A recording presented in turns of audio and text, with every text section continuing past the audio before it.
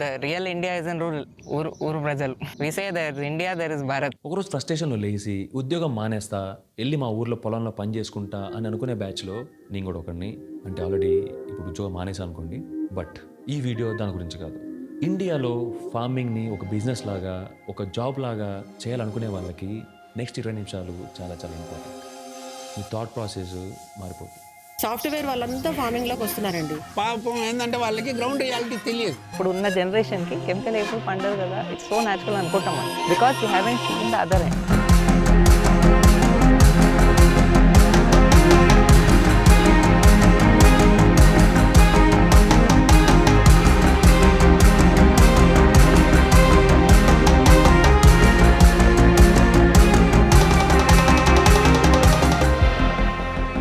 దేశంలో సాంప్రదాయకంగా తయారు చేసుకునే ఎరువులు పోయినాయి, మన సాంప్రదాయకంగా తయారు చేసుకునే విత్తనాలు పోయినాయి, మన సాంప్రదాయకంగా తయారు చేసుకునే పురుగు మందులు పోయినాయి. ఆర్గానిక్ అని చెప్పుకోవాలంటే నేను ఇంకా పైసలు కట్టాలి. There is no support. In fact there is again pressure on me to prove that I'm organic. వర్షం పడితే మట్టి వాసన పీల్చి బాగుంది అని అనుకోవటం తప్ప బురదలో దిగటం, నాట్లేయటం, కలుపు తీయటం ఇలాంటివన్నీ పెద్దగా పరిచయం లేదు.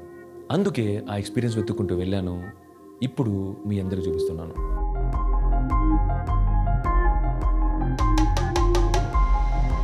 ఢిల్లీ వాయు కాలుష్యం కంటే అత్యంత పొల్యూషన్ ఇస్తున్న రాష్ట్రం తెలంగాణ. అగ్రికల్చర్ అనేది కూడా కేవలం వరి మాత్రమే కాదు, గవర్నమెంట్ వాడు కొనుక్కపోతుంది కాబట్టి మేము పండిస్తున్నాం. కేవలం ఫార్మింగ్ లో వాళ్ళకు మొగుడికి పెళ్ళానికి ఉంటే తాతలకి తండ్రులకి పిల్లలకి గింతోనికి కూడా ఆ పొలం ఆడబెట్టి రావాలి, కర్రీ తీసుకురావాలి.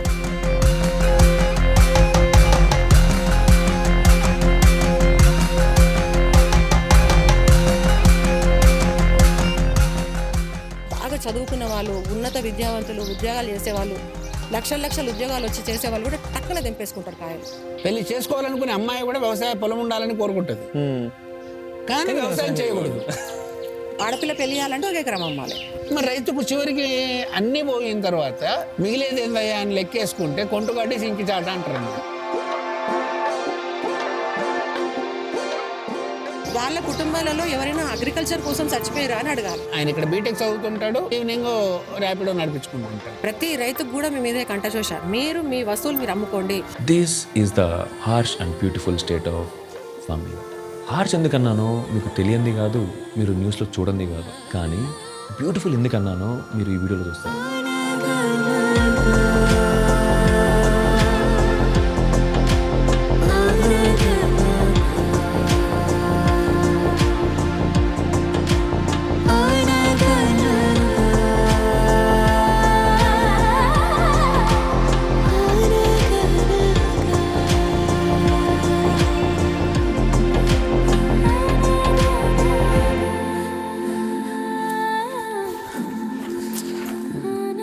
మనకు 2014 తెలంగాణ వచ్చిన తర్వాత ఈ వలసలు అనేది ఇంకా పెరుగుతూ ఉన్నాయి.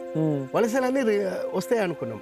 మరి వలసలు ఆపాలి లేదా వలసలు పోయిన వాళ్ళు రివర్స్ రావాలి అంటే మనం రివర్స్ మైగ్రేషన్ ఎట్లా జరగాలి అనే దానిపైన అధ్యయనం చేయడం కోసం మనకు ఉపాధి కనుక ఎక్కడైతే ఉందో వాటిని కనుక మనం ఇక్కడ తెలంగాణలో చూపించగలిగితే ఆ ఉపాధిని చూసి వలసలకు పోయిన వాళ్ళు ఎవరైతే ఉన్నారో గ్రామాల నుంచి పట్టణాలకు చిన్న టౌన్లకు పోయిన వాళ్ళు వాళ్ళందరినీ కూడా మళ్ళీ మనం ఊర్లలోకి రావాలంటే ఏదే అనేది మనము దేశవ్యాప్తంగా తిరిగి అధ్యయనం చేస్తే మాకు ఒకటే ఉపాధికి అనుకూలమైంది ఏమైందంటే వ్యవసాయం ఒకటే అనిపించింది. నేను ఫస్ట్ మల్టీమీడియా చేశాను, తర్వాత ఫిల్మ్ ఎడిటింగ్ నేర్చుకున్నాను, కొంతకాలం ఫిల్మ్ ఇండస్ట్రీలో పనిచేశాను, తర్వాత మీడియా జర్నలిజంలో పనిచేశాను. పని ఏది చేస్తున్నా కానీ ఆలోచనలన్నీ నా ఊరు మీదనే ఉన్నప్పుడు ఖచ్చితంగా last result will be the village అనేదే అనిపించింది. కాబట్టి పట్టణం వదిలేసి ఊరికి రావడం జరిగింది.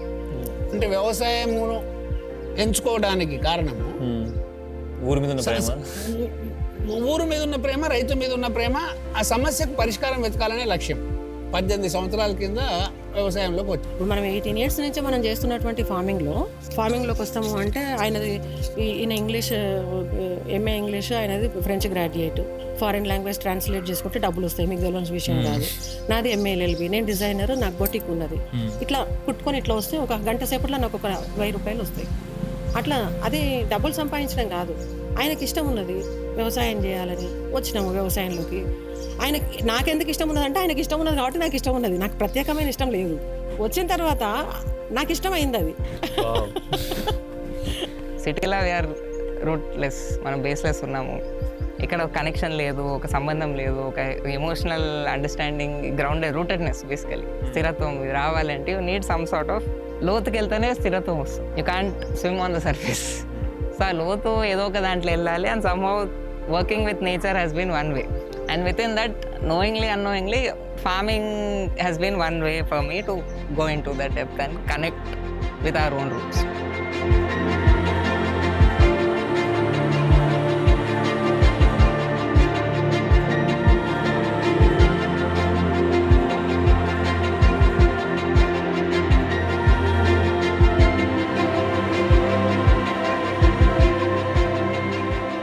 ఓసారి వర్షాలు ఎక్కువ పడతాయి, ఓసారి వాటరే ఉండవు. వాటర్ లెక్క ఎండిపోయినాయి 2 ఏళ్ళు, వరదలు వచ్చి మునిగిపోయినాయి 3 ఏడు. అసలు రైతులు ఆత్మహత్య చేసుకోవడం ఎంత న్యాయం? ఇప్పుడు ఆత్మహత్య చేసుకోవాలంటే బలహీనత కాదండి, బలం ఉండాలి, ధైర్యం ఉండాలి. అటువంటిది ఆయన అన్నీ వదిలిపెట్టి, అంటే నీకు సొంత భూమి ఉన్నా కానీ, భార్య పిల్లలు ఉన్నా కానీ, బాధ్యతలు ఉన్నా కానీ చనిపోవాలి అన్నీ వదిలేసి అని అనుకున్నాడు, ఒక కార్నర్కి వెళ్ళిపోయినాడు అనుకుంటే ఎంత బలమైన శక్తి ఉండాలి. అట్లాంటిది మనం దాన్ని కొంత మార్చాలి. లేదు, మనం ఎక్కడైతే పోగొట్టుకున్నామో అక్కడ వెతుక్కోవాలి, కానీ బయటకు పోయి ఎట్లా వేరే దగ్గర వేసుకుంటాం. ఎందుకు ఆత్మహత్యలు చేసుకుంటున్నారు అనేది కూడా మనం పరిగణలోకి తీసుకుంటే ఇవన్నీ కూడా మోనోక్రాప్లు వేస్తున్నారు. వరి వేస్తే వరి వేస్తున్నారు, పత్తి వేస్తే పత్తి వేస్తారు, మిర్చి వేస్తే మిర్చి వేస్తారు, మొక్కజొన్న వేస్తే మొక్కజొన్న వేస్తారు. ఇట్లా మోనోక్రాప్లు వేయడం వల్ల వాటికి ఆశించే పురుగులు అవి ఎక్కువ రావడంతో మనకు విపరీతమైన కలుపు మందులు ఇవి కొట్టడంతో అవి అయినా కూడా అవి తేరుకోకుండా ఉండడం వల్ల వీళ్ళు ఇంకా పెట్టుబడి ఇంకా ఎక్కువ అవుతుంది. కాబట్టి అట్ట తట్టుకోలేక ఆత్మహత్యలు జరుగుతున్నాయి తెలంగాణలో. మన తాతలు తండ్రులు, మీ అమ్మ మీ నాన్న వాళ్ళ తండ్రులు ఉంటారు కదా, వాళ్ళందరూ కూడా ఏదో రూరల్ బ్యాక్గ్రౌండే. ఎవరైనా రూరల్ బ్యాక్గ్రౌండే. వాళ్ళ కుటుంబాలలో ఎవరైనా అగ్రికల్చర్ కోసం చచ్చిపోయారా అని అడగాలి. మీ ఊర్లో కానీ ఆ టైంలో ఎవరైనా చచ్చిపోయారా అని అడగాలి. అప్పుడు ఎవరు చచ్చిపోలేదండి, ఎందుకంటే పాడి ఉంది, పశువు ఉంది, కోడి ఉంది, పప్పులు ఉన్నాయి, అన్నీ ఉన్నాయి, రకరకాలే ఉన్నాయి ఆయనకు. కాబట్టి ఏది అవసరాలైనా ఆయన మేజర్ అవసరాలన్నీ ఇంట్లో వెళ్ళిపోతాయి. ఎక్సెస్ ఉన్నది ఫస్ట్ వస్తు మార్పిడి వ్యవస్థ, తర్వాత మార్కెట్లో అమ్ముకోవడం, సంతలలో అమ్ముకోవడం, మార్కెట్లో అమ్ముకోవడం, ఇదంతా అయింది. అయిన తర్వాత ఆయనకు డబ్బులు సరిపోయినన్ని డబ్బులు వచ్చినాయి. ఆ భూములు అమ్మకుండానే పెళ్ళిళ్ళు చేసిండ్రు, భూములు అమ్మకుండానే కాన్పులు చేసిర్రు, అన్నీ చేసిర్రు కదా.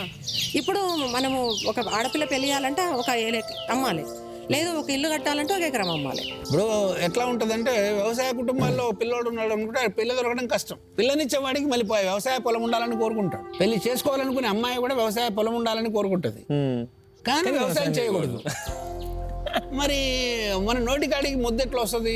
ఉండాలి, అన్ని ఆస్తులు అయితే ఉండాలి, కానీ ఆస్తులు ఉండాలి, కానీ దాంట్లో మాత్రం మనం భాగస్వాములం కాకూడదు అంటే కష్టం కదా. వ్యవసాయం చేస్తే పెళ్ళిళ్ళు కావనేదిగా ఇప్పుడు వ్యవసాయం చేస్తే పెళ్ళిళ్ళు చేసుకునే స్థితి మనం ఫస్ట్ ప్లేస్ తీసుకురావాలనేది మనం చెప్పేది. సాఫ్ట్వేర్ వాళ్ళంతా ఫార్మింగ్లోకి వస్తున్నారండి. ఐటీ నుంచి ఎందుకు వస్తున్నారు అనుకుంటే వాస్తవానికి ఐటీ ఎంప్లాయీ చాలా ఫ్రస్ట్రేట్ అవుతున్నాడు. ఒకప్పటిలాగా ఐటీ కొలువు ఆనందం ఇచ్చే పరిస్థితి ఏమి లేదు.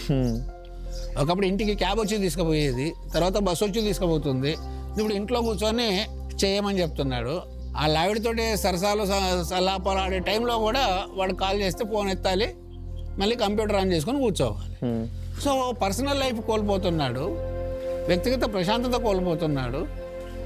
పైగా ఇక్కడ ఆర్గానిక్ ఉత్పత్తులు, న్యాచురల్ ఫార్మింగ్ అని చెప్పేటప్పటికి దీంట్లో ధరలు ఎక్కువ, లాభాలు ఎక్కువ ఉన్నాయని చెప్పే ఆశ ఒకటి కలిగేటప్పటికి వాళ్ళు ఇక్కడికి వస్తున్నారు. పాపం ఏంటంటే వాళ్ళకి గ్రౌండ్ రియాలిటీ తెలియదు, అంటే వాస్తవంగా ఏం జరుగుతుందో వ్యవసాయ రంగంలో ఉన్న సమస్యలు ఏమీ తెలియవు. సో వాళ్ళకు కూడా ఒక ప్రాపర్ గైడెన్స్ లేదు. కాబట్టి వచ్చిన వాళ్ళల్లో 90% కంటే ఎక్కువ వెనక్కి వెళ్ళిపోతాం.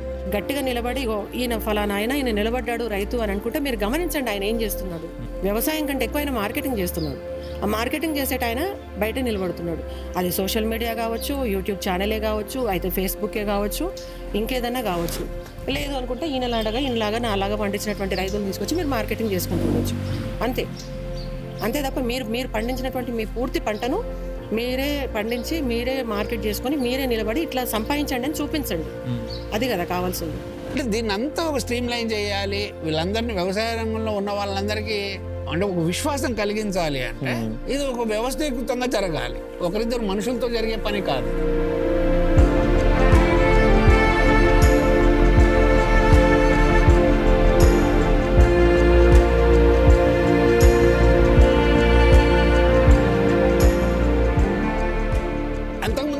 దేని మీద ఆధారపడేవాడు కాదు, ప్రకృతి మీద ఆధారపడేవాడు. తను వచ్చిన పంటలోంచి గింజలు తీసుకుని వచ్చే సంవత్సరం పంటకు వాడుకునేవాడు. ఇప్పుడు విత్తనాలు కొనాలి అనుకుంటే ఒక రైతుకు 20,000 రూపాయల దాకా ఖర్చు వస్తుంది వరి విత్తనాలు కొనడానికి. అంటే ఏంటి అంటే బయోసీడ్ అని చెప్పేసి ప్రమోట్ చేస్తున్నారు. 1 కేజీ ధర వచ్చేసి 800 రూపాయలు. 10 ఎకరాలు నాటేయాలనుకుంటే 30 నుంచి 40,000 రూపాయల దాకా రైతు ఖర్చు పెట్టాల్సిన పరిస్థితి వస్తుంది. మరి రైతుకు చివరికి అన్నీ పోయిన తర్వాత మిగిలేది ఏందయ్యా అని లెక్కేసుకుంటే కొంటుగడ్డి సింకి చాట అంటారు అన్నట్టు. అంటే పొల్లుగడ్డి మిగులుతుంది, విరిగిపోయిన చాట మిగులుతుంది తప్ప ఇంకేం మిగలదు అనే పరిస్థితి ఉంది. అంటే మొత్తంగా అప్పుడిన్ని డబ్బులన్నీ అప్పులు చేసి పెట్టేసి పంట వచ్చిన తర్వాత చూసుకుంటే 10,000-15,000 మిగిలి కంటే ఎక్కువ రావట్లేదు. కేవలం ఫార్మింగ్లో వాళ్ళకు మొగుడికి పెళ్ళానికి ఉంటే తాతలకి తండ్రులకి పిల్లలకి గింతోనికి కూడా ఆ పొలం ఆడబెట్టి రావాలి, కర్రీ ఇటు తీసుకురావాలి. ప్రతి ఒక్కడికి పనే.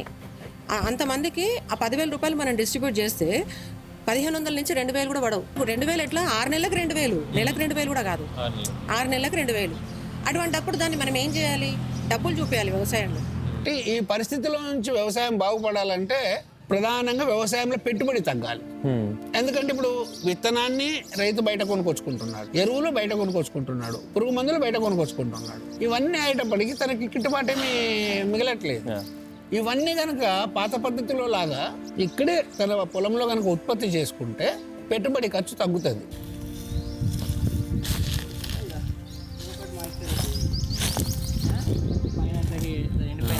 ఇప్పుడు ఎంత 2 వారాలు అయింది నీళ్ళేసి. చేయబెట్టు వేడి,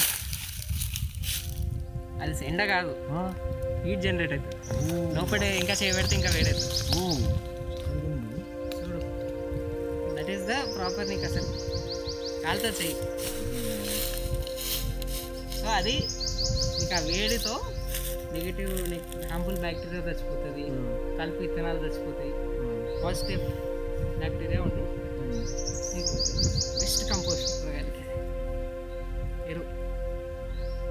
మనకు డబ్బులు రావాలంటే ఏం చేయాలి? మల్టిపుల్ ప్యాటర్న్కి వెళ్ళాలి, మల్టీ ఫార్మింగ్ మెథడ్స్కి వెళ్ళాలి. అంటే వెజిటబుల్ ఉండాలి, ప్యాడీ ఉండాలి, హార్టికల్చర్ క్రాప్స్ ఉండాలి, రకరకాల క్రాప్స్ ఉండాలి. వేస్తే వరేయాలి, వేస్తే మిర్చి వేయాలి, వేస్తే మక్కనేయాలి. ఇట్లాంటివి పోయి అన్ని పంటలు ఒకే దాంట్లో ఉండాలి, మిశ్రమ పంటలు ఉండాలి. ఇంతకుముందుకు ఏవైతే మనకు హరిత విప్లవం కంటే ముందు ఏవైతే వంగడాలు ఏవైతే ఉన్నాయో అభివృద్ధి చేస్తే చేయని అధిక దిగుబడుల కోసం, కానీ వీటిగా జీను మాడిఫైడ్ చేసి వేయడం వల్ల జన్యు మార్పిడి జరిగిన పంటలు రావడం వల్ల అత్యంత ప్రమాదకరమైన వాతావరణం ఏర్పడుతుంది.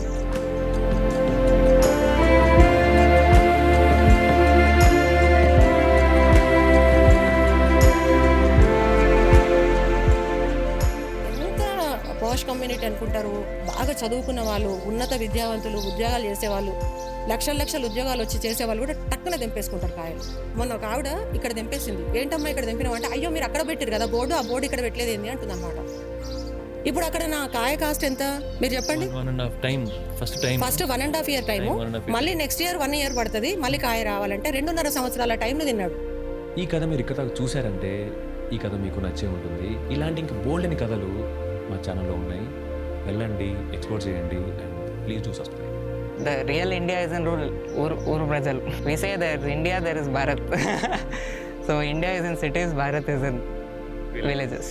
The fundamental thing I have seen is our villages are the hub of knowledge. How much ever they have their own negatives, there are 100 positives that we are not seeing. The kind of quality of life they still enjoy. ఒక work life balance ఉంటుంది. కడుపు కోసం పని చేసినా సమాజం కోసం కూడా పని చేస్తారు వాళ్ళు. సో ఆ విలేజెస్లో మనం ఓవర్ కనెక్ట్ అవ్వాలన్నా ద సెంటర్ ఇస్ నేచర్. దాని చుట్టే మన కస్టమ్స్, మన ట్రెడిషన్స్, మన సాంప్రదాయాలు, మన మ్యూజిక్స్, మన డాన్స్, ఫోక్ డాన్సెస్, ఇవన్నీ దాని చుట్టే వచ్చినాయి. ముసలోళ్ళు మాత్రమే ఉంటున్నారు, ఇది వాళ్ళకు తప్పదు కాబట్టి. యూత్ కానీ మధ్య వయస్కులు అన్నా కూడా వలసలు పోయిరన్న కదా, వలసలు పోవడంతో ఇదైంది. యూత్ భయంకరంగా చెప్పిన అందరి ఇళ్ళ ఎవ్వని ఎక్కడ ఇంట్లో చూసినా కూడా ఇంజనీరింగే తప్ప వేరే సబ్జెక్ట్ ఉండదు. 50 ఎకరాల పొలం ఉన్న రైతు కూడా పిల్లల్ని అరే వ్యవసాయం వద్దురా, పట్టణంలోకి పోయి ఏదైనా పని చేసుకో, అది ఆఖరికి వచ్చేటప్పటికి అతి చిన్న పని అయినా పర్వాలేదు, ఎప్పుడైనా వెళ్తే ర్యాపిడో బుక్ చేసుకుంటే ఆ పిల్లలతో మాట్లాడతా. ఆయన ఇక్కడ బీటెక్ చదువుతుంటాడు, ఈవినింగ్ ర్యాపిడో నడిపించుకుంటుంటాడు. 50 ఎకరాల పొలం ఊర్లో ఉన్నవాడు హైదరాబాద్లో వచ్చి ఈ పనులు చేయటం ఏంటి? ఆలోచిస్తే ఫార్మింగ్ ఒక ఇంట్రెస్టింగ్ స్పేస్లో ఉన్నట్టు కనబడుతుంది నాకు. ఊహించలేనంత పేషెన్స్కి ఇన్నోవేషన్కి మధ్యలో ఎక్కడో ఉంది. ఊర్లలోనే ఉంటూ ఇంకా ఫార్మింగ్ చేసుకునే పెద్దవాళ్ళకి ఆ పేషెన్స్ ఉంది.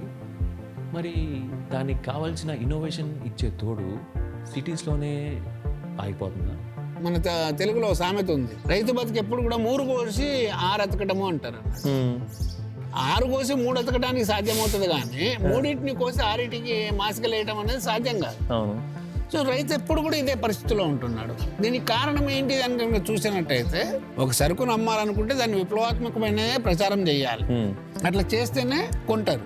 భారతదేశంలోకి మొట్టమొదట పాశ్చాత్య మందుల కంపెనీలు, విత్తనాల కంపెనీలు అడుగుపెట్టినాక దాన్ని ప్రమోట్ చేయడానికి గ్రీన్ రెవల్యూషన్ అని పేరు పెట్టారు. ఇండియాలో every year that more than 10 lakh crores being pumped into chemical industry to show that it's viable. నీకు ఎవ్రీ గవర్నమెంట్ ఎయిడ్ దగ్గర నుంచి, NGO ఎయిడ్ దగ్గర నుంచి ఈ ట్రాక్టర్స్ అనేది, ఈ ఇథనాల్ అనేది బై డిఫాల్ట్ రాలేదు. Governments, foreign NGOs push pumped heavy money to convert what was already organic into chemical. Green revolution వచ్చిన తర్వాత మన దేశంలో సాంప్రదాయకంగా తయారు చేసుకునే ఎరువులు పోయినాయి, మన సాంప్రదాయకంగా తయారు చేసుకునే విత్తనాలు పోయినాయి, మన సాంప్రదాయకంగా తయారు చేసుకునే పురుగు మందులు పోయినాయి.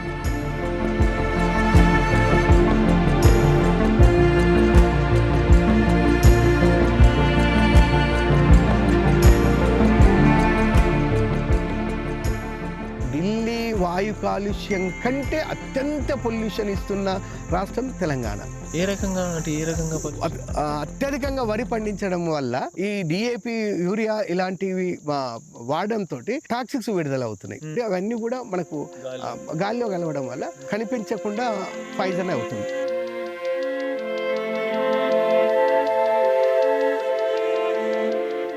సేద్యం చేయడం వల్ల నష్టం లేదు. వరికి వాడుతున్న మందులు ఏవైతున్నాయో అవి అత్యంత ప్రమాదకరమైన ఇస్తున్నారు. అగ్రికల్చర్ అనేది కూడా కేవలం వరి మాత్రమే కాదు, వాణిజ్య పంటలు, హార్టికల్చర్ క్రాప్స్, వెజిటేబుల్ క్రాప్స్, పాడి పంట, పశువు. పాడి ఉండాలి, పశువు ఉండాలి మన దగ్గర. అప్పుడు మనకి ఇక్కడ ఫామ్ లో వచ్చేటటువంటి వేస్టేజ్, కలుపు మొక్కలు అవి ఇవన్నీ తీసుకెళ్తున్నాం, మనం మేకలకు పెడుతున్నాం. వాటి ద్వారా మాన్యూర్ వస్తుంది, ఎరువు. ఆ ఎరువును మళ్ళీ మనం వాడుతున్నాం. ఆవుల ద్వారా వచ్చేటటువంటి పేడ, మూత్రాన్ని వినియోగించుకొని మనం చెట్లు పెంచుతున్నాం. ఈ చెట్లు పెంచుతున్నాము, ఈ చెట్లు అమ్ముతున్నాము. దాని ద్వారా పశుగ్రాసం పెంచుతున్నాము. ఆ వచ్చినటువంటి పశుగ్రాసాన్ని మళ్ళీ మన ఆవులకు ఇస్తున్నాం. సైకిల్ ఇక్కడే అవుతుంది. కంప్లీట్ సైకిల్ మన దగ్గర ఎప్పుడైతే అవుతుందో అప్పుడు వ్యవసాయం అనేది పూర్తిగా సంపూర్ణమైనటువంటి వ్యవసాయం, అది పరిపూర్ణమైనటువంటి వ్యవసాయం. వరి మొత్తం కూడా ఎందుకు పండిస్తున్నారంటే గవర్నమెంట్ వాడు కొనకపోతుంది కాబట్టి మేము పండిస్తున్నాం. వాళ్ళు గిట్టుబాటు ధర 2300 ఇస్తున్నారు అనుకుంటున్నారు. అది ఇస్తుంది కాబట్టి ఇది కడతారు. వాణి కాకుండా నువ్వే దాన్ని బియ్యం చేసి మళ్ళీ డైరెక్ట్ మార్కెటింగ్ చేసుకుంటే ఇంకెక్కువ వస్తాయి కదా, అవి చేయట్లేరు. దాన్ని తీసుకుపోయి నువ్వు వాల్యూ అడిషన్ చేయొచ్చు కదా. ప్రతి రైతుకు కూడా మేము ఇదే కంటశోష, మీరు మీ వస్తువులు మీరు అమ్ముకోండి, కేవలం వరి మాత్రమే పెట్టకండి అంటే వినే పరిస్థితిలో జనాలు లేరు.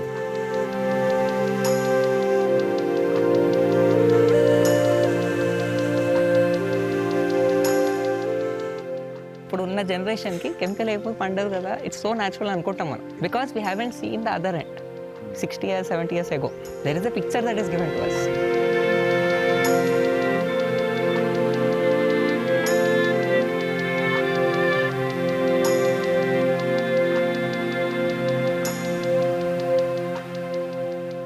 ఆర్గానిక్ అని చెప్పుకోవాలంటే నేను ఇంకా పైసలు కట్టాలి, గవర్నమెంట్కి పైసలు కట్టాలి, ప్రైవేట్ టెస్టింగ్ ఏజెన్సీకి పైసలు కట్టాలి. There is no support. In fact there is again pressure on me to prove that I'm organic. Still organic is surviving in India. స్టార్టింగ్లో అన్నాను కదా హార్ష్ అండ్ బ్యూటిఫుల్ రియాలిటీ అని. హార్ష్నెస్ మీరు చూశారు, బ్యూటీ ఏముంది అని మీరు అడగచ్చు. ఏదైనా పనిలో 1-2 ప్రాబ్లమ్స్ వస్తాయని తెలిస్తేనే నేను నా చుట్టూ పీకేసుకుంటా.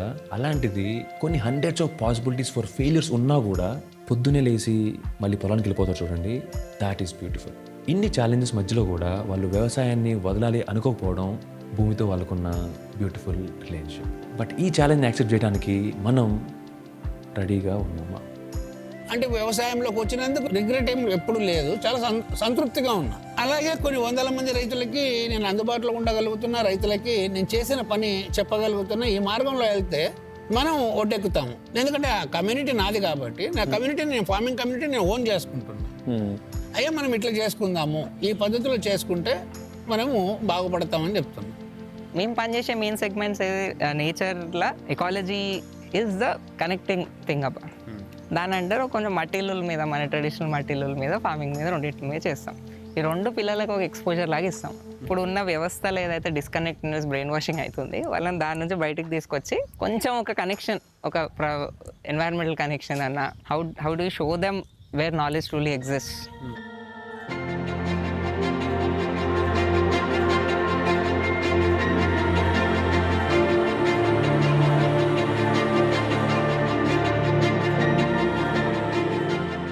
మన ప్రకృతి వ్యవసాయం కనుక మనం చేసుకోగలిగితే ఇక్కడ అమ్మ నాయన దగ్గర ఉండగలుగుతాము.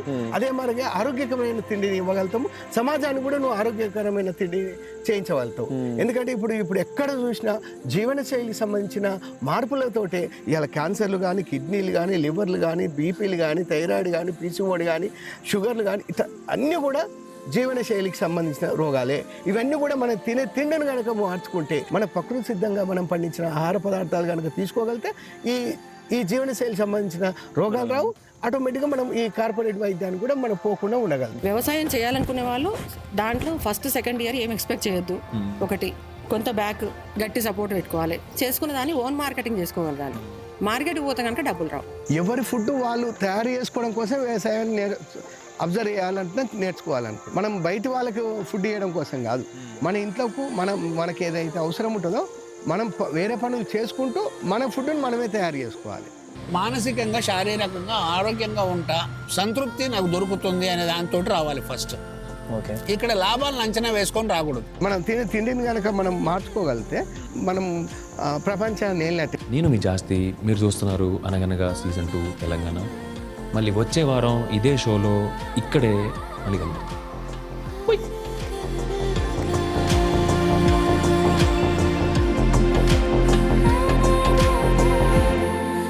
దిస్ ఎర్రచొక్క outfit credit goes to label Saaya stitching culture.